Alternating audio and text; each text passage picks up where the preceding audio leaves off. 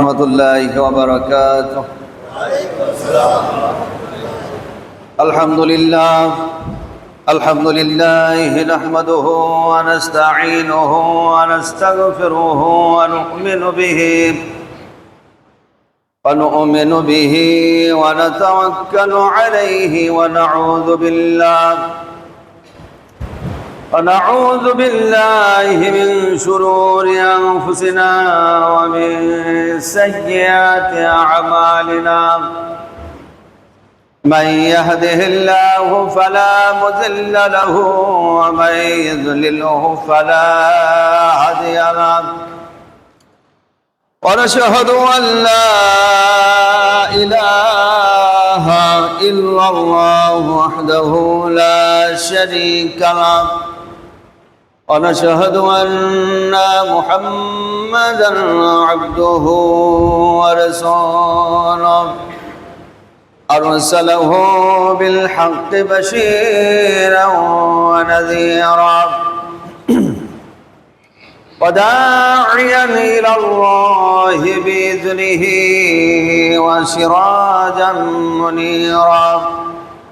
فقد قال الله تعالى في كلامه المجيد وفرقانه الحميد: أعوذ بالله من الشيطان الرجيم.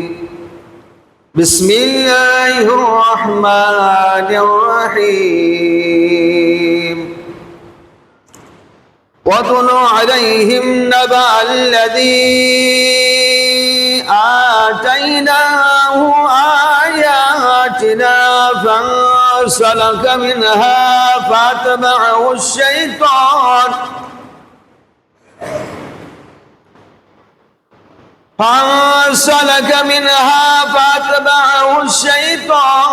فكان من الغاوين.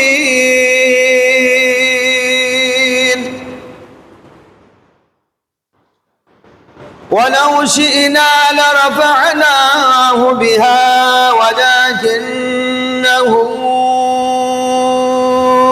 أخلد إلى الأرض واتبع هواه فمثله كمثل الكلب إن تحمل عليه يلهث أو تتركه يلهث. ذلك مثل القوم الذين كذبوا بآياتنا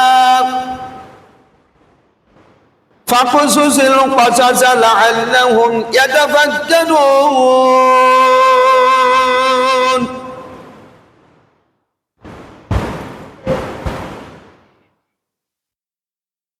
قال النبي صلى الله عليه وسلم: ما من مسلم يغرس غرسا أو يزرع زرعا فيأكل منه طير أو إنسان أو بهيمة إلا كان له به صدقة. رواه البخاري. الحمد لله وكفى والصلاة والسلام على عباده الذين اصطفى. أما بعد. সমস্ত প্রশংসা গুণগান কেবলমাত্র শুধুমাত্র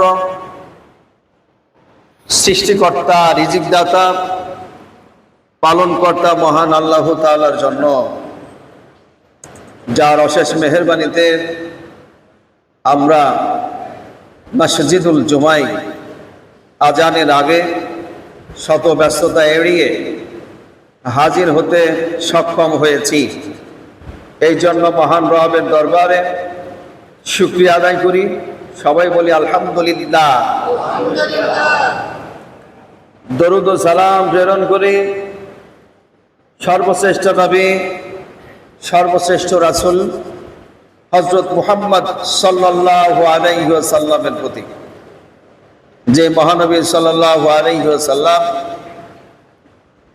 তার উপরে অবতীর্ণ আল কোরআন অনুযায়ী নিজের দায়িত্ব কর্তব্য যথাযথভাবে পালন করে মাত্র 23 বছরেই মাত্র 23 বছরে তার উপরে অর্পিত দায়িত্ব কর্তব্য পালন করে নিজের জীবনকে ধন্য করে পরকালের জিন্দেগিতে পদার্পণ করেছেন। তিনি হলেন হযরত মুহাম্মদ সাল্লাল্লাহু আলাইহি ওয়াসাল্লাম। আমি পবিত্র কুরআনুল কারীম থেকে 2টি আয়াতে কারিমা উপস্থাপন করেছি আপনাদের সামনে, এবং বুখারী শরীফ থেকে একটি হাদিস উপস্থাপন করেছি। এই আয়াত দুটি এবং হাদিসের উপরে ভিত্তি করেই আজকের খুতবা বর্ণনা এবং সমাপনী টানার চেষ্টা করব ইনশাআল্লাহ। ওমা তাওফিকি ইল্লা বিল্লাহ। প্রথমে জানতে চাই আপনারা কেমন আছেন? আলহামদুলিল্লাহ ভালো আছি। আপনাদের সাথে দেখা তৃতীয় জুমার দিনে। বিগত 2 জুমায় আপনাদের সাথে দেখা হয়নি, আজকে আল্লাহর ইচ্ছায় দেখা হয়েছে। আল্লাহ তাআলা যতদিন চাবেন অতদিন দেখা হবে, ঠিক না? যাই হোক, আমি 2টা বিষয় কেন্দ্র করে খুতবা দিব বলে ইচ্ছা করেছি। একটা বিষয় হলো গাছ লাগানো, সাদকায়ে জারিয়ার একটা অংশ গাছ লাগানো। এখন যেহেতু বর্ষাকাল চলছে এবং বাংলাদেশে গাছ লাগানোর মৌসুম চলছে, এই গাছ লাগানো প্রসঙ্গে হাদিসে কি আছে তার উপরে ভিত্তি করে একটি হাদিস উপস্থাপন করেছি, যেটা আছে বুখারী শরীফের ভিতরে 2158 নম্বর হাদিস। এবং আপনারা অনেকে অবগত আছেন যে নারী কেলেঙ্কারি চলছে বিভিন্ন জায়গায় বিভিন্নভাবে, বিভিন্ন ব্যক্তির সাথে বিভিন্নভাবে জড়িয়ে পড়ছে নানান খারাপ কাজে, যাদেরকে নারীদের প্রধান হাতিয়ার হিসেবে ব্যবহার করা হচ্ছে। এবং সেই প্রসঙ্গেই কোরআনের 2টা আয়াত উপস্থাপন করেছি, যে 2টি আছে 7 নম্বর সূরা আরাফের 175-76 নম্বর আয়াতের ভিতরে। বনী ইসরাইলের মধ্যে অন্যতম একজন বিজ্ঞ আলেম ছিলেন।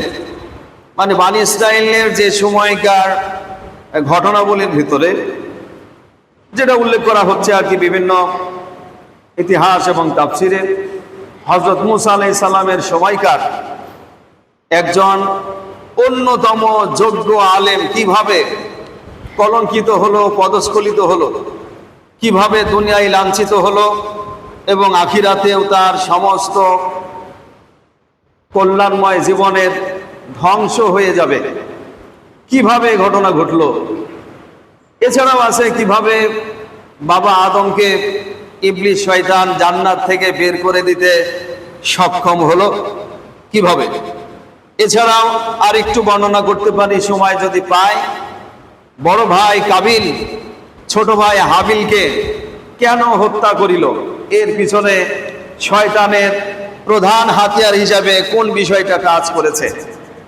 এছাড়াও যদি সময় পাই, সময় সাপেক্ষে বা সময়ের এই প্রেক্ষাপট অনুযায়ী 2-1টা কথা বা ভাষণ চলে আসতে পারে।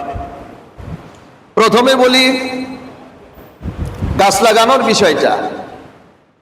গাছ কেন লাগাবেন? গাছ লাগালে কি লাভ? একটা গাছ থেকে আপনি কি কি সুবিধা লাভ করেন? এই সুবিধার বিনিময়েও আপনি আবার কি পেতে পারেন, এগুলি বলুন।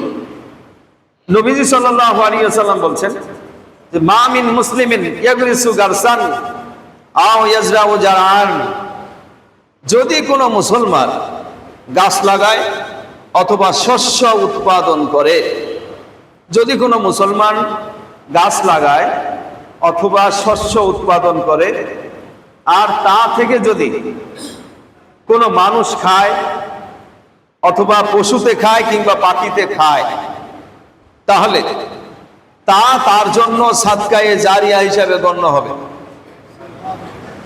কেউ যদি একটা গাছ লাগায়, সেই গাছ থেকে অথবা কোনো ধরনের বীজ বপন করে, ধান হোক, গম হোক বা অন্য কিছু, সেখান থেকে যদি কোনো পাখিতে খায়, আহার করে, অথবা কোনো মানুষ খায় অথবা কোনো পশুতে খায়, তাহলে এগুলি যেই লোকটা উৎপাদন করলো সেই লোকটার জন্য সাদকায়ে জারিয়া হিসেবে গণ্য হবে। আমরা সবাই জানি মরতে হবে। মরতে হবে কে জানেন না? কেউ জানেন কি যে মরতে হবে না? সবাই জানি মরতে হবে। মরার সাথে সাথে মানুষের সব কাজগুলি বন্ধ হয়ে যাবে। আমি এখানে খুতবা দিচ্ছি, মরার সাথে সাথে আমাকে আর দেখতে পাবেন না। আপনারা নামাজ পড়ছেন, মরার সাথে সাথে আপনাকে নামাজে আর দেখা যাবে না। আপনি জীবিত আছেন, নামাজ পড়েছেন, রোজা করেছেন, কত কিছু করেছেন, মরার সাথে সাথে সব বন্ধ হয়ে যাবে। আল্লাহ বললেন যে আমি তোমার সব কিছু লিখে রাখি। ওয়ানাহনু নুহয়িল মাউতা ওয়া নাকতুবু মা কদ্দামু ওয়া আসারহুম ওয়া কুল্লা শাইইন আহসাইনাহু ফি ইমামিম মুবিন। এটা কোন সূরায় আছে জানেন কেউ? কোন সূরায়? হাফেজে কোরআন যারা আছে তাদের হয়তো ধারণায় আসতে পারে। সেম ক্যাটাগরির আয়াত আরো অনেক জায়গায় থাকার কারণে সহজে বলা কঠিন এটা কোন সূরায় আছে। তবে সূরা ইয়াসিনে আছে। এক ভাই বলেছেন সূরা ইয়াসিন 12 নম্বর আয়াতে 36 নম্বর সূরা ইয়াসিনের ভিতরে এই আয়াতটা আছে। আমরা যে কোনো বিষয় জানি যে কোনো বিষয়ের একটা আত্মা থাকে, আত্মা যেটা ধরাছোঁয়ার বাইরে, কিন্তু সেটাই হলো মূল শক্তি। তো বিভিন্ন বইয়ে লেখা আছে যে কোরআনের আত্মা বলে বোঝানো হয় সূরা ইয়াসিনকে, আর অলংকার বলে বোঝানো হয় সূরা আর রহমানকে। তো সূরা ইয়াসিনের 12 নম্বর আয়াতে আল্লাহ তাআলা বলেন যে নাহনু নুহয়িল মাউতা, আমরা মৃতকে জীবিত করি। তারপর নাহনু নুহয়িল মাউতা ওয়া কদ্দামু ওয়া আসারহুম কুল্লা শাইইন আহসাইনাহু ফি ইমামিন মুবিন। প্রত্যেকটা মানুষ কি কর্ম করেছে, কি কর্ম করেছে, কি করেছে সব হিসাব কিন্তু লেখা আছে। কি পাঠাইছে আগে তাও লেখা আছে, আর মরার সময় কি রেখে গেল তাও কিন্তু লেখা আছে। ইন্না নাহনু নুহয়িল মাউতা ওয়া কদ্দামু ওয়া আসারহুম, আল্লাহ তাআলা বলছেন নিশ্চয় আমরা লিখে রাখি, আমরা লিখে রাখি এবং আমরা জীবিত করি, মৃত থেকে জীবিত করি। কথাটা অর্থ প্রথম দিকে আছে, শেষের দিকে আছে। আয়াতের শেষ অংশে বলা হয়েছে যে আমরা কিন্তু লিখে রাখি, মানুষ ব্যক্তিরা যা কিছু করে তা লিখে রাখি স্পষ্ট ভাষায়, স্পষ্ট কিতাবে। এবং পিছনে কি কি রেখে গেছে তাও আমি স্পষ্ট ভাষায়, স্পষ্ট বইয়ে লিখে রাখি। এবং এটার ভিত্তিতে পরকালে কিন্তু বিচার হবে। এই কারণে আল্লাহ বলছেন যে ইয়া আইয়ুহাল্লাযিনা আমানু, ইয়া আইয়ুহাল্লাযিনা আমানু তাকুল্লাহ ওয়াল তানজুর নাফসুম মা কদ্দামাত লিগাদ। এইটা আছে 59 নম্বর সূরা হাসর, সূরা হাসরের 18 নম্বর আয়াতে আল্লাহ তাআলা বলছেন যে হে ঈমানদার ব্যক্তিগণ, তোমরা আল্লাহকে ভয় করো যত ভয় করা দরকার। অন্য মানুষকে, অন্য প্রাণীকে, অন্য পোকামাকড়কে যেমন ভয় করো তার চাইতে বেশি ভয় করো আল্লাহকে। আমরা সাপ দেখলে ভয় পাই নাকি পাই না? কথা বলবেন আমার সাথে, সাপ দেখলে কি ভয় পাই নাকি পাই না? রাতের আধারে গভীর জঙ্গলের পথ দিয়ে কি আমরা হাঁটতে ভয় পাই? অবশ্যই ভয় পাই। শত্রুকে যেমন ভয় পাই, পোকামাকড়কে যেমন ভয় পাই, তার চাইতে বেশি ভয় পাইতে হবে কাকে? আল্লাহকে। আল্লাহ বলছেন আমি তোমাদের জন্য আগুন প্রস্তুত করে রেখেছি তোমাদের পুড়াবো বলে। যে আগুনে প্রত্যেক দিন হিট দেওয়া হয়, সেই আগুনটাতে হিট দেওয়ার জন্য আমি লক্ষ লক্ষ ফেরেশতা কর্মচারী হিসাবে নিয়োগ দিয়ে রেখেছি। তাদের মধ্যে সর্দারও রেখেছি, সহকারী সর্দারদেরকেও রেখেছি। 74 নম্বর সূরা মুদ্দাছিরের 30 নম্বর আয়াতে, 43 নম্বর সূরা যুকরুফের 77 নম্বর আয়াতে, এছাড়াও অনেক জায়গায় যেসব ফেরেশতাদেরকে জাহান্নামে মানুষকে এবং জিনকে পুড়ানোর জন্য দায়িত্ব দেওয়া হয়েছে তাদের নাম উল্লেখ করা হয়েছে, তাদের সংখ্যা উল্লেখ করা হয়েছে।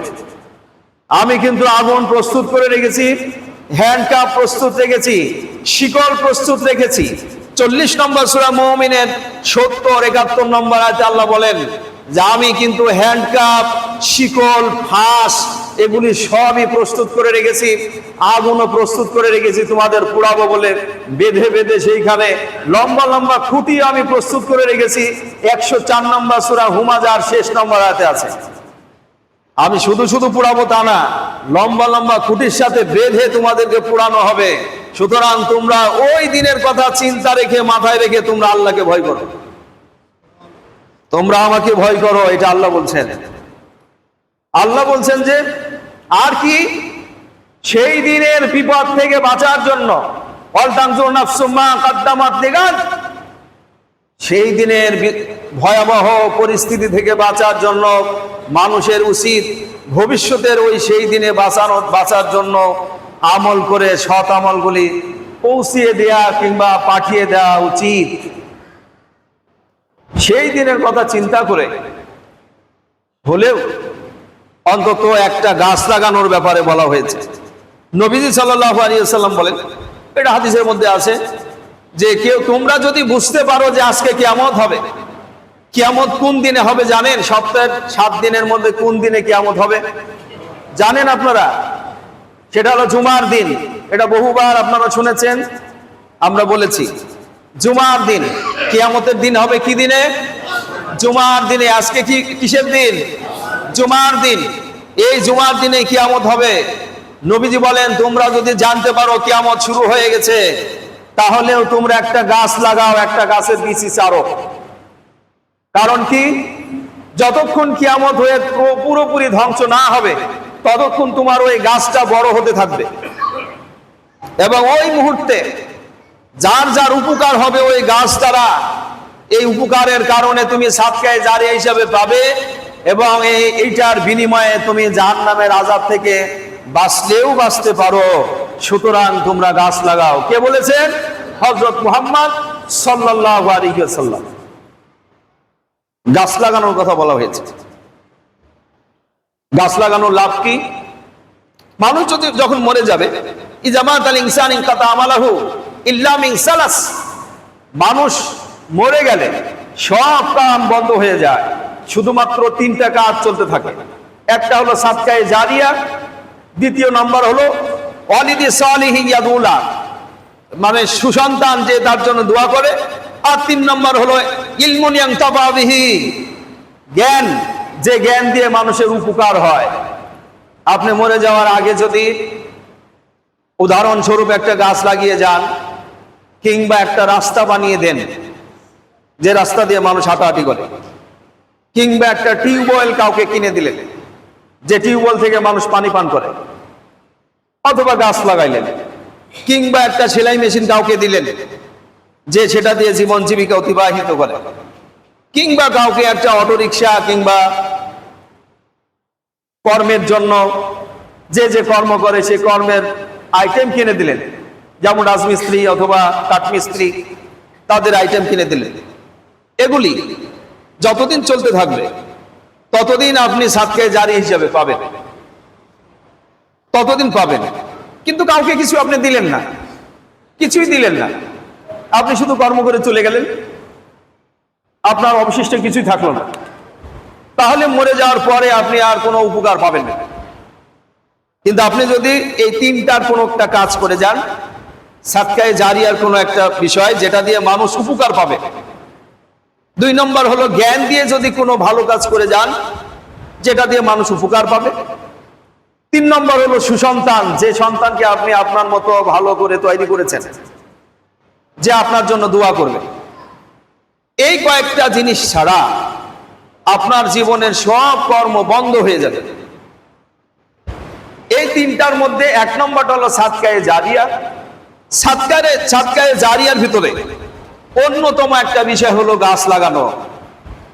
গাছ ছাড়াও আরো সাদকায়ে জারিয়ার মধ্যে কিছু আছে, যেমন নবীজি বলেন সবচাইতে ভালো দান এক একজনের ক্ষেত্রে এক এক ভাবে উত্তর দিয়েছেন, যার ক্ষেত্রে যেটা প্রযোজ্য সেই ক্ষেত্রে তেমন উত্তর দিয়েছেন নবীজি।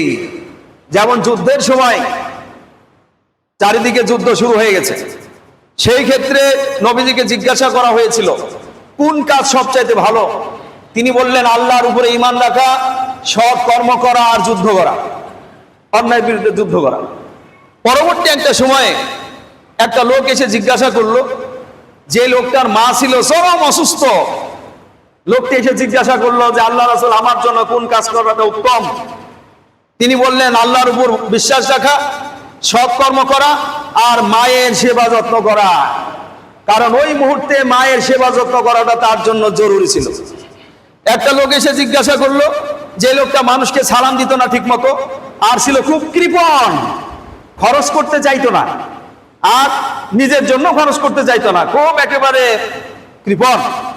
এই লোকটা জিজ্ঞাসা করার কারণে নবীজি বললেন, সবচাইতে উত্তম কাজ হলো মানুষকে সালাম দিয়া আর মানুষকে খাওয়ানো।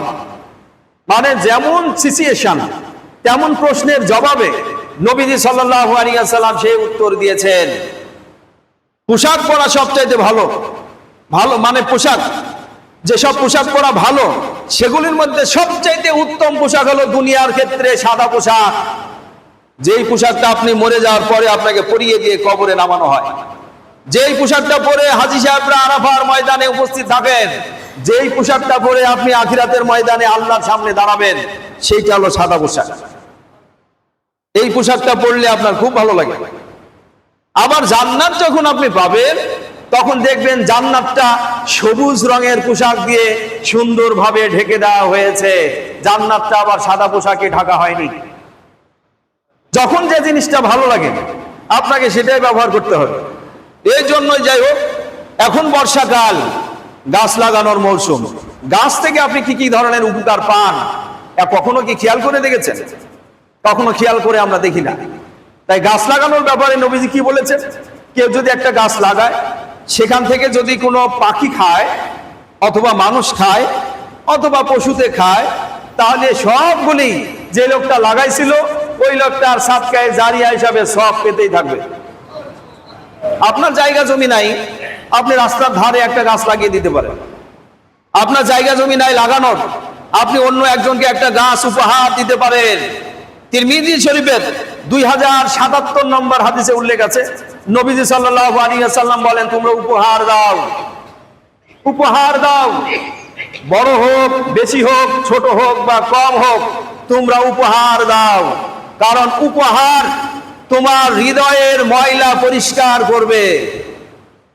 আপনারা কিছু কথা আমার বুঝলেন? নবীজি বলেন তোমরা উপহার দাও, উপহার দিবেন। উপহার আর দানের মধ্যে পার্থক্য আছে। দান আপনি সবাইকে দিতে পারেন না, সবাইকে দিতে পারেন না দান, কিন্তু উপহার আপনি সবাইকে দিতে পারেন। যে কাউকে আপনি স্বেচ্ছায় আপনার পছন্দ মতো উপহার দিতে পারেন। কাউকে আপনি পাঞ্জাবি পায়জামা দিতে পারেন, কাউকে কোরআন দিতে পারেন, কাউকে কোরআনের রেহেল দিতে পারেন, কাউকে হাদিস দিতে পারেন, কাউকে কলম দিতে পারেন, কলম মাত্র 5 টাকা দাম। অথবা অন্য যে কোনো বিষয় আপনি উপহার হিসেবে দিতে পারেন। রুমাল দিতে পারেন, গেঞ্জি দিতে পারেন, লুঙ্গি দিতে পারেন, প্যান্ট শার্টের পিস দিতে পারেন, জুতা স্যান্ডেল দিতে পারেন। আপনার মনে যেটা চাবে সাধ্যের মধ্য থেকে আপনি আপনার পছন্দের লোককে আপনি উপহার দিবেন। নবীজি বলেন উপহার সামগ্রী হৃদয়ের ময়লা পরিষ্কার করে, ছোট লোক থেকে বের হয়ে মন মানসিকতা ভালো পর্যায়ে নিয়ে যায় হলো উপহার। তাই আশা করি আপনারা সবাই উপহারের প্রচলন রাখবেন। তাই বলে এর ভিন্ন কোনো চিন্তা আবার আমার ব্যাপারে প্রয়োগ করবেন না। দেখা গেল এই কথা বলার কারণে আপনার ভিতরে একটু অন্য সেন্টিমেন্ট কাজ করতে পারে। সেই চিন্তা না করে আমি শুধু হাদিসের কথা বলছি, শুধু হাদিসের কথা। তোমরা উপহার দাও, কারণ উপহারের মাধ্যমে হৃদয়ের কলুষতা দূর হয়। তাই উপহার হিসাবে আপনি একটা গাছ দিতে পারেন। মানুষের বিবাহ সামগ্রীতে নানান ধরনের জিনিস উপহার দিতে দেখা যায়। আপনি একটা হাদিসের খণ্ড উপহার দিতে পারেন, একটা তাফসির উপহার দিতে পারেন, অথবা বিবাহের ক্ষেত্রে আপনি গাছ উপহার দিতে পারেন। যেই ফলটা আপনার খেতে পছন্দ হয় খুব বেশি, সেই ফলের গাছ একটা আপনি উপহার দিতে পারেন। তার যদি লাগানো জায়গা না থাকে, সে আবার আরেকজনকে উপহার দিয়ে দিবে, কারণ ওইটাতে আপনার লাভ সবচাইতে বেশি। উপহারের ক্ষেত্রে আরো কিছু বলা হয়েছে, এটা মুসলিম শরীফের হাদিসেও আছে, বুখারীতেও আছে। নবীজি বলেন সবচাইতে দানের মধ্যে অন্যতম হলো মাদি উট এবং মাদি বকরি, এই দুইটা দান করা আরো বেশি ভালো।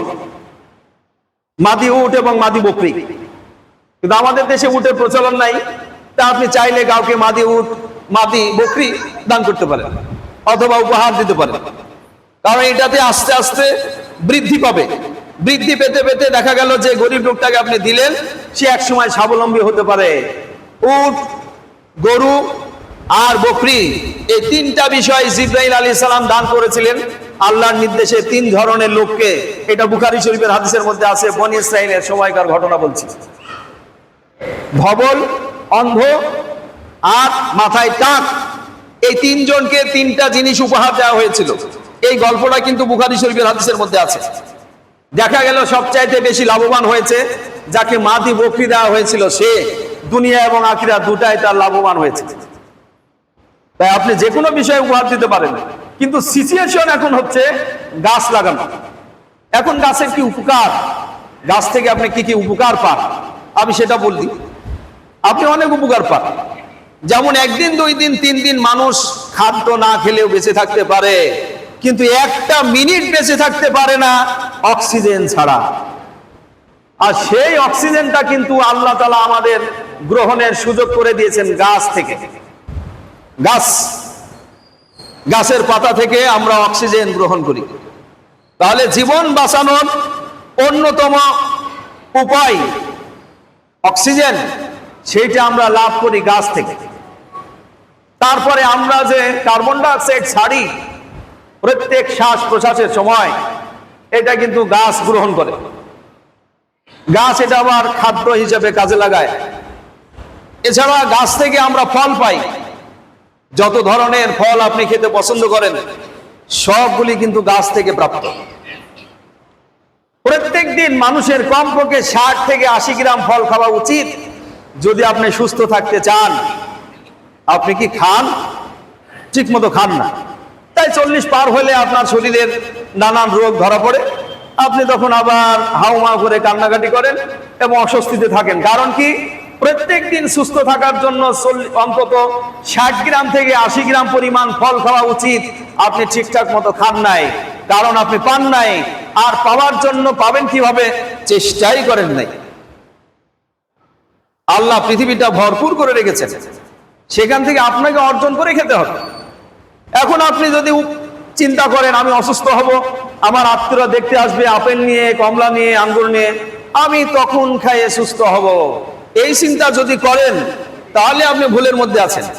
আপনি অসুস্থ না সুস্থ, তবুও আপনাকে খেতে হবে কমপক্ষে 60 থেকে 80 গ্রাম ফল। এই ফলটাই আছে গাছ থেকে। এরপর গাছের যে ফলের আগে ফুল ধরে, ফল এবং ফুল দুটা থেকে মৌমাছি মধু সংগ্রহ করে। নবীজি প্রত্যেক দিন 1 চামচ পরিমাণ মধু খাইতেন, এটা খাওয়া সুন্নাত। আজকে কি কেউ বলতে পারবেন যে আজকে আপনি মধু খেয়েছেন সকালে? হয়তো 2-1 বলতে পারবেন মধু খাওয়া হলো সুন্নাত, কিন্তু আপনি খান না। কারণ মধু আপনি চানো না, পানো না, খানো না, কারণ দাম বেশি। এখন কিছুদিন পরে অসুস্থ হয়ে গেলেন, 40 বছরের বয়সের পরে, এখন আপনি ভাবছেন আবার আপনার নানান পার্টসের সমস্যা। এই সমস্যা তো আপনার হবেই, কারণ আপনি তো খাননি। খাইতে তো হবে। প্রত্যেক দিন একটু করে মধু খাওয়া সুন্নাত। সে মধুটা আসে ফুল এবং ফল থেকে, যেটা আপনার গাছ থেকে আসে। ফুল থেকে আতরের সৃষ্টি হয়, নানান ধরনের সুন্দর সুগন্ধির সৃষ্টি হয়। যেই লোকটার ঘুম আসে না চোখে, সেই যদি সুন্দর আতর, নবীজি ব্যবহার করতেন সবচাইতে দামি আতর, সুন্দর আতর, যেটা বেশ কয়েক ঘন্টা পর্যন্ত বোঝা যেত যে হ্যাঁ নবীজি আতর ব্যবহার করেছেন। আতর এটা তৈরি হয় ফুল থেকে। যেই ফুলটা তৈরি হয় গাছ থেকে। যদি কেউ কারো ঘুম না আসে, তাহলে তিনি যদি নিয়মিত আতর ব্যবহার করেন, অথবা আতরের একটা কৌটা যদি মাথার কাছে রেখে শুয়ে পড়েন, দেখবেন তার সুন্দর ঘুম হবে। এটা অন্যতম একটা ওষুধ। প্রত্যেকটা নবীর সুন্নাত হলো আতর ব্যবহার করা। কিন্তু এখানে যদি এখন প্রশ্ন করি কয়জন লোক আতর ব্যবহার করেছেন, তাহলে খুব কমই দেখা যাবে। আমরা শুধু চিন্তা চেতনায় যদি একটু পরিবর্তন আনি, তাহলে আমরা সুস্থ মস্তিষ্ক নিয়ে, সুস্থ শরীর নিয়ে জীবিত থাকতে পারবো। গাছ থেকে আর কি পাই? গাছ থেকে আপনি কাঠ পান। কাঠ, বাড়িতে দেখবেন যে আপনার কাঠের কত কিছু আছে। খাট, চেয়ার, টেবিল, আলমারি আর কত কি সব গাছ থেকে। এছাড়াও বাড়িতে জ্বালানি হিসাবে যেটা ব্যবহার করা হয় চুলাতে, বেশিরভাগ চুলাতেই কিন্তু গাছের কাঠ এটা ব্যবহার করা হয়। সুতরাং গাছের অনেক উপকার। এছাড়া অন্যতম উপকার আছে, যখন চরম রোদের ভিতরে মানুষ কাজ কাম করে বা চলাফেরা করে, ক্লান্ত হয়ে গেলে রাস্তার মোড়ে মোড়ে গাছতলা লাগিয়ে আরাম করে, এটা আরো বেশি লাভ। তাই আশা রাখি আপনারা নিজেরা তো গাছ লাগাবেনই, নিজেদের জায়গা না থাকলে অন্য কাউকে গাছ উপহার দিবেন। কমপক্ষে একটা গাছ হলে উপহার দিবেন, একটা হলে। আর যদি একটা গাছ উপহার দিতে না পারেন, তাহলে কিছু মরিচের বিচি নিয়ে এসে, পাকা বিচি নিয়ে এসে বাসায় যে কোনো জায়গায় ফেলে রাখবেন, ওইখান থেকে মরিচের গাছ উৎপাদন হবে। অথবা পাকা পেঁপে খাবেন, খাওয়ার পরে যে কালো কালো যে বিচিগুলি কোথাও ফেলে রাখবেন, সেখান থেকে গাছ হবে। আপনি সেখান থেকেও কাউকে উপহার দিতে পারেন। আর যদি মনে করেন না এত ছোট জিনিস কাউকে উপহার দিবেন, আপনার প্রেস্টিজে বাধে, তাহলে আপনি ওই মরিচের বিচি হোক অথবা পেঁপের বিচি হোক, সেইগুলি আপনি রাস্তার ধারে ফেলে আসবেন। রাস্তার ধারে, এটা সরকারি রাস্তা, দেখবেন ওইখানেও কিছু মরিচের গাছ উৎপাদন হয়েছে অথবা পেঁপের গাছ উৎপাদন হয়েছে, যেগুলি জঙ্গলের মধ্যে থাকার পরেও ওখান থেকে বড় হলে, ফল ফুল হলে সেগুলি পাখি অন্তত খেতে পাবে। সেখান থেকে আপনি সাদকায়ে জারি হিসাবে সব পাবেন। সবাই আশা করি গাছ লাগাবেন। আমি বেশ কিছু জায়গায় গাছ উপহার দিয়েছি এবং এটা আমার প্ল্যান আছে, আপনাদের এখানেও যাকে পছন্দ হবে আমি তাকে কিছু গাছ উপহার দিব। জেনে রাখবেন, কেউ যদি কারো উপহার ফেরত দেয়, সেটা মানুষ না, মানুষের অযোগ করতে হবে। নবীজি সাল্লাল্লাহু আলাইহি ওয়াসাল্লাম বলেন, কেউ উপহার দিলে তুমি ফেরত দিও না। এই ফেরত দেওয়াটা কিন্তু ভালো নয়, এটা মনুষ্যত্বের পরিচয় নয়। তাই কেউ কোনো কিছু উপহার দিলে আপনি ফেরত দিবেন না। সে উপহারটা হতে পারে তুচ্ছ আপনার কাছে, কিন্তু তার কাছে অনেক বড়। এই উপহারটার মাধ্যমে আপনি পরকালে অনেক লাভ পেতে পারেন। এখন আসি নারী কেলেঙ্কারির বিষয়টা। আমাদের জাত শত্রুর নাম কি? আমাদের জাত শত্রু মানে আমাদের জাতিগত শত্রুর নাম কি? ইবলিস, শয়তান। আপনারা সবাই জোরে বলেন, আমাদের জাতিগত শত্রুর নাম কি? ইবলিস, শয়তান। এই ইবলিস শয়তানের বিষয়টা আমরা বহুবার আলোচনা করেছি, আমরা সবাই জানি, কিন্তু তাও উত্তর দিতে প্রথম চান্সে কেন পারিলেন না? প্রথম চান্সে বলবেন আমাদের জাত শত্রুর নাম কি? ইবলিস, শয়তান। ইবলিস শয়তানের সন্তান, নাতিপুতি, বংশ পরিচয় অসংখ্য থেকে অসংখ্য। মানুষের চাইতে কমপক্ষে 3 গুণ বেশি শয়তান আছে। প্রত্যেকটা মানুষের জন্মের শুরু থেকে শেষ পর্যন্ত ইবলিসের একজন কর্মচারী আপনার সাথে, আপনার ছেলে মেয়ের সাথে জনপ্রতি একজন করে কমপক্ষে সারাদিন সারা রাত সব সময় বসে থাকে পাশে। এটা আছে 43 নম্বর সূরা যুকরুফের 32 নম্বর আয়াতের ব্যাখ্যায় এবং আয়াতটিতে আছে, আমাইয়াশু আন যিকরির রহমান নুকাইজ লাহু শাইতান। বাকিটা আপনারা পড়ে নিলেন। আর প্রত্যেকটা মানুষের সাথে বন্ধু হিসাবে আল্লাহ কমপক্ষে 3 জন ফেরেশতা, 3 জনের বেশি ফেরেশতা নিয়োগ করে রেখেছেন। সুবহানাল্লাহ তো দাও বলেন না।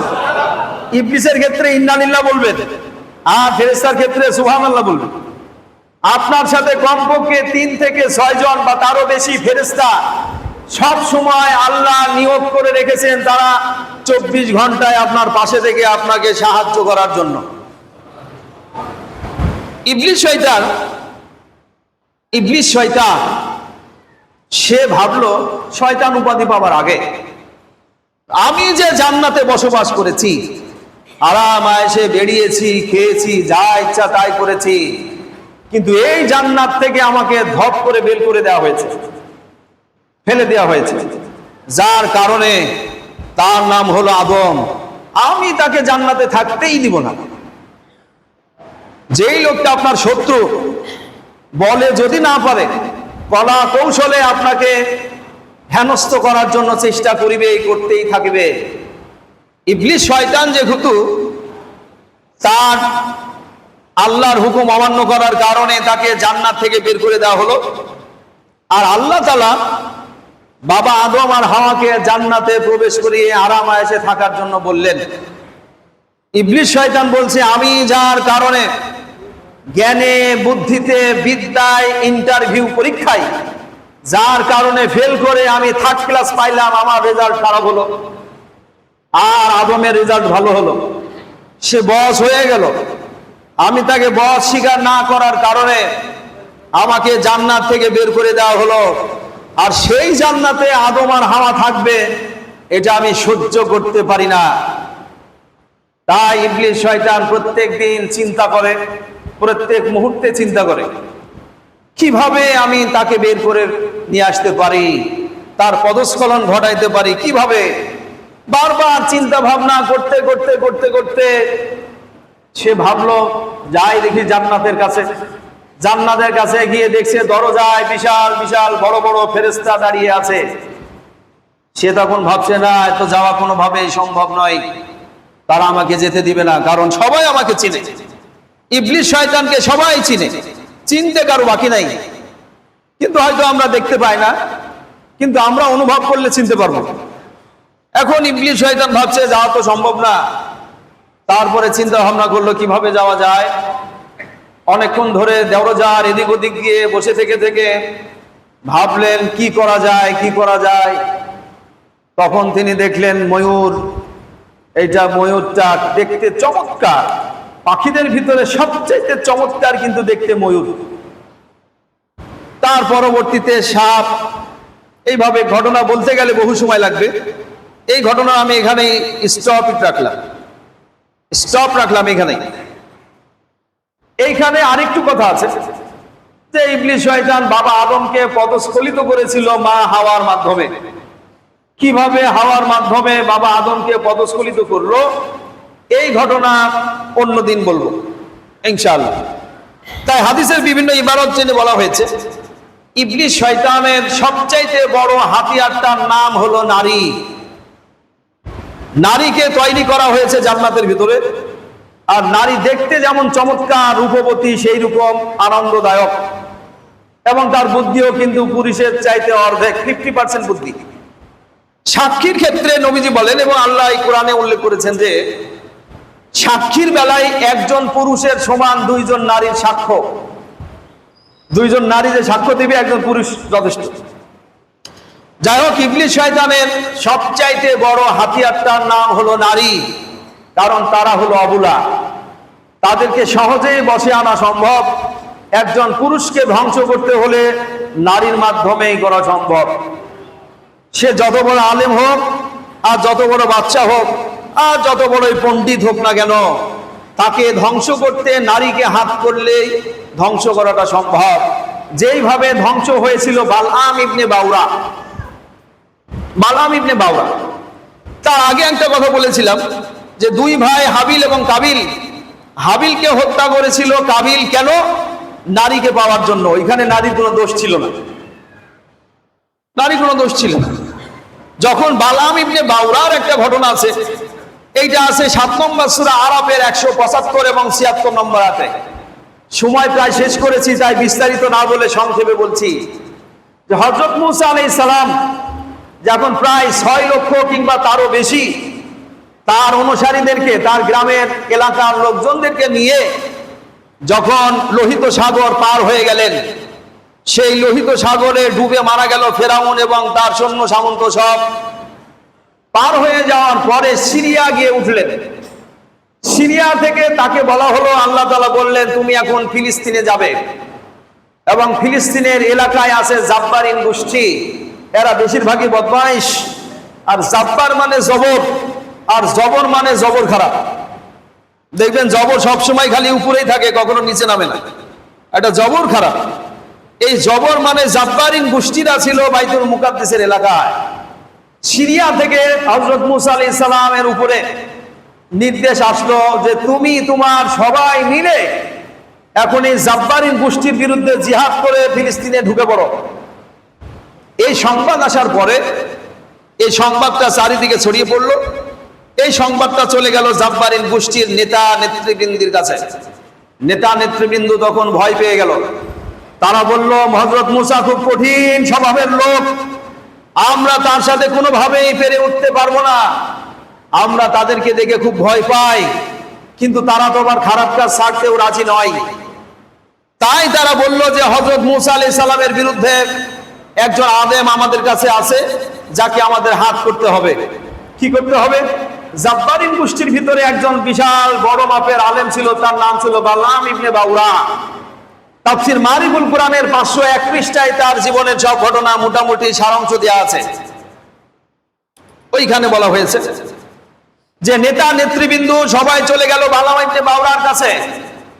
বালাম ইবনে বাউরার কাছে গিয়ে প্রস্তাব দিল, হযরত মুসা খুব কঠিন স্বভাবের লোক, তিনি আমাদের মাইরে শেষ করে ফেলবেন, আমরা তাদের সাথে পারবো না। অতএব এক কাজ করেন, আপনি বদদুয়া দেন যাতে তারা সব ধ্বংস হয়ে যায়। বালাম ইবনে বাউরা তিনি ইসমে আজম জানতেন, ইস্তিখারা জানতেন, অনেক কিছু জানতেন, যেগুলি আমল করার মাধ্যমে তিনি আল্লাহর কাছে যা চাইতেন সঙ্গে সঙ্গে তাই পেয়ে যেতেন। তো তিনি বললেন যে না, মুসা আলাইহিস সালাম একজন আল্লাহর নবী, তার বিরুদ্ধে বদদুয়া করা আমার শোভা পাবে না, আমি একটু ধ্যান করে দেখি কি হয়। তিনি একদিন সময় নিলেন। একদিনের মধ্যে রাতের বেলা তিনি ধ্যান করলেন এবং স্বপ্নযোগে দেখতে পেলেন এবং জানতে পারলেন যে আল্লাহ তাআলা তাকে নিষেধ করছেন হযরত মুসা আলাইহিস সালামের বিরুদ্ধে বদদুয়া করতে। পরের দিনে তিনি সবাইকে বলে দিলেন, না, আমি বদদুয়া করতে পারবো না মুসার বিরুদ্ধে, কারণ তিনি যে লাইনের লোক আমি ওই লাইনেরই। তারপরে এলাকার মুরব্বিয়ানে কেরাম তারা ভাবলো, না, এই কাজ তো করতেই হবে, কিভাবে করা যায়? বালাম ইবনে বাউরাকে এমনি সাধারণ ভাবে কয়েকজন দাওয়াত দিয়ে খাওয়াইলো। মানুষ কিন্তু খাইলেই পাগল হয়ে যায়, তাই যে সে খাওয়াবে আর আপনি খাবেন, এই কাজ কিন্তু করেন না। যে কেউ খাওয়াবে আর আপনি খাবেন, এই কাজ কিন্তু করিয়েন না কেউ। বালাম ইবনে বাউরাকে কয়েকজন দাওয়াত করে খাওয়াইলো। দাওয়াত করে খাওয়ানো মানে বালাম ইবনে বাউরার মনটা একটু নরম হলো। অনেকবার তাকে ফুসলানো হলো বদদুয়া করানোর জন্য, তিনি তাও রাজি হলেন না। এরপর তারা ভাবলো যে তার বউকে দিয়ে তাকে হাত করতে হবে। তারা তার বউকে অনেক সোনা দানা গহনা নানান কাপড় চুপড় দিয়ে উপহার দিয়ে একেবারে ভরিয়ে দিল। ওই এলাকার লোকেরা তার বউয়ের মনটা জয় জয় করে নিল। এখন স্বামীকে বসে আনতে হলে বউ দিয়ে রাজি করতে হবে। তাই ওরা চাইলো এখন বউ দিয়ে যদি বালাম ইবনে বাউরাকে রাজি করানো যায় তাহলে তো আমরা সাকসেস। তাই তারা তার বউকে নানান উপহার দিয়ে বুঝাইলো যে আপনি একটু আপনার স্বামীকে কন্ট্রোল করেন। তাই স্বামীকে কন্ট্রোল করার জন্য তার বউ উঠে পড়ে লাগলো। বউয়ের ভালোবাসা পেয়ে বালাম ইবনে বাউরার মাথা ঠিক নাই, মাথা বেঠিক হয়ে গেল। তারপরে সে আবার পাহাড়ের উপরে গিয়ে, মানে ছোটখাটো একটা উঁচু পাহাড়ের উপরে গিয়ে বালাম ইবনে বাউরা গিয়ে হযরত মুসা আলাইহিস সালাম এবং তার সম্প্রদায়ের বিরুদ্ধে বদদুয়া করলো। বদদুয়া করার সময় তার জিহ্বাটা বেরিয়ে গেল কুকুরের মতো। কুকুর যেমন দৌড়ানি দিলে তার জিহ্বা বেরিয়ে যায়, আপনারা দেখবেন কুকুর, আল্লাহ বলছেন এই সব লোকেরা হলো কুকুরের মতো বদমাইশ। যদি তোমরা তাদেরকে তাড়া দাও, কুকুরকে যদি তাড়া দাও, তাহলে দেখবে তারা জিহ্বা বের করে দৌড়াচ্ছে। আর যদি তারা নাও দাও তাহলে দেখতে পাবেন আপনারা চৈত্র মাসে কুকুর এমনিতেই জিহ্বা বের করে হাঁটাহাঁটি করছে। আল্লাহ তাআলা বললেন এই সব নোংরামি নোংরা চরিত্রের আলেমরা হলো কুকুরের মতো, এবং ওই চরিত্রের লোকেরা, ওই কওমের সম্প্রদায়রা, এরা সবাই হলো কুত্তার মতো। মানুষকে আমরা গাল দিই কুত্তার বাচ্চা, কুত্তার বাচ্চা বলে আপনি গালি দিবেন না, এটা মিথ্যা কথা, এটা তো মানুষেরই বাচ্চা। আপনি গালি দিতে পারেন কুত্তার মতো, কারণ আল্লাহ তো এইভাবেই বলেছেন বালাম ইবনে বাউরা এবং এই চরিত্রের লোকেরা কুত্তার মতো। মাসালুল কালব, কুত্তার মতো। 7 নম্বর সূরা আরাফের 175-76 নম্বর আয়াত আল্লাহ নিজেই বলেছেন এরা হলো কুত্তার মতো। সূরা আরাফের 175-76। আল্লাহ তাআলা তখন বালাম ইবনে বাউরার জিহ্বাটা বের করে দিলেন কুত্তার মতো। কুত্তার মতো জিহ্বাটা বেরিয়ে একেবারে বুক থেকে শুরু করে পেট পর্যন্ত বেরিয়ে গেল। সে বলল আমি শেষ, তোমরা আমাকে শেষ করে ফেললে, আমার বউকে শেষ করে ফেললে, বউয়ের মাধ্যমে আমাকে শেষ করে ফেললে, আমি বউয়ের প্রেমে পড়ে আমার জীবনটা শেষ করিয়া ফেললাম, আমার দুনিয়াও শেষ, আখিরাতও শেষ, তোমরাও শেষ। তবে আমি তোমাদেরকে একটা খারাপ বুদ্ধি শিখাই দিলাম, তোমরা শেষ হয়ে যাওয়ার আগে এক কাজ করো, সুন্দরী সুন্দরী নারীদেরকে আমার সামনে নিয়ে আসো। কাউকে শেষ করতে হলে সুন্দরী নারী দিয়ে প্রেমে ফেলতে হবে, তাহলে সে শেষ।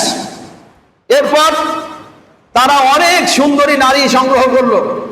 সংগ্রহ করার পরে এবার বালাম ইবনে বাউরা ওর ওই জিহ্বা দিয়ে কোনোভাবে বলল, জিহ্বা ছাড়া কিন্তু মানুষ কথা বলতে পারে না, এই জিহ্বা দিয়ে কোনোভাবে বলল, তোমরা এক কাজ করো,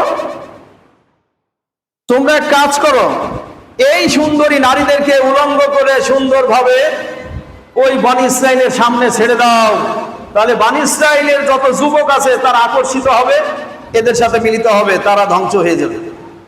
ঠিক একই কাজ করলো। জব্বারিন গোষ্ঠীরা সুন্দরী সুন্দরী নারীদেরকে চমৎকারিত করে সাজিয়ে বনী ইসরাইলের সামনে পাঠিয়ে দিল। পাঠিয়ে দেওয়ার কারণে ওদের মধ্যেকার কিছু লোক ওই জেনা ব্যভিচারে লিপ্ত হয়ে গেল।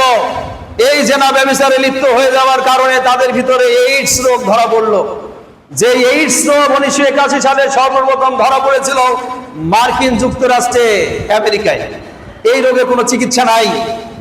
এই রোগে রোগাক্রান্ত হওয়ার কারণে একই দিনে 70,000 বনী ইসরাইল লোক পড়লো আর মরলো, মারা গেল। আর যেই লোকটা সর্বপ্রথম জেনার কাজে লিপ্ত হয়ে পড়েছিল, সেই লোকটাকে হযরত মূসা আলাইহিস সালামের নেতৃত্বে ধরে জবাই করে রাস্তার মোড়ে টাঙিয়ে দেওয়া হলো। এবং তিনি বললেন, এই রোগের বিচার হলো এই ঔষধ, মানে জেনা ব্যভিচারের বিচার হলো তাকে হত্যা করে টাঙিয়ে রাখা। এইটা দেখে যেন এলাকার জনগণ ভয় পায়, কোন নারী কোন মেয়েকে যেন আর উত্ত্যক্ত না করতে পারে, জেনা ব্যভিচার যেন করতে না পারে।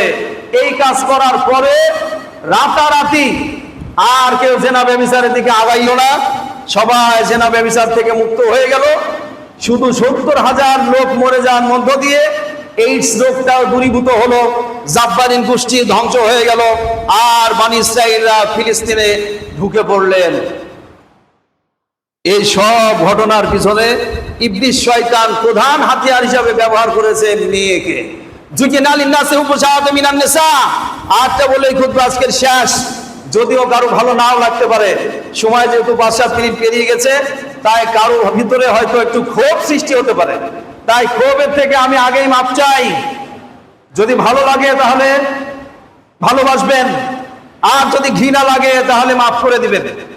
এই বক্তব্য রেখে আমি আমার খুতবা আজকের মতো শেষ করে দিলাম। সুবহানাকা লা ইলমা লানা ইল্লা মা আল্লামতানা ইন্নাকা আনতাল আলিমুল হাকীম। বারাকাল্লাহু লানা ওয়া লাকুম ফিল কুরআনিল আযীম ওয়া নাফা'না ওয়া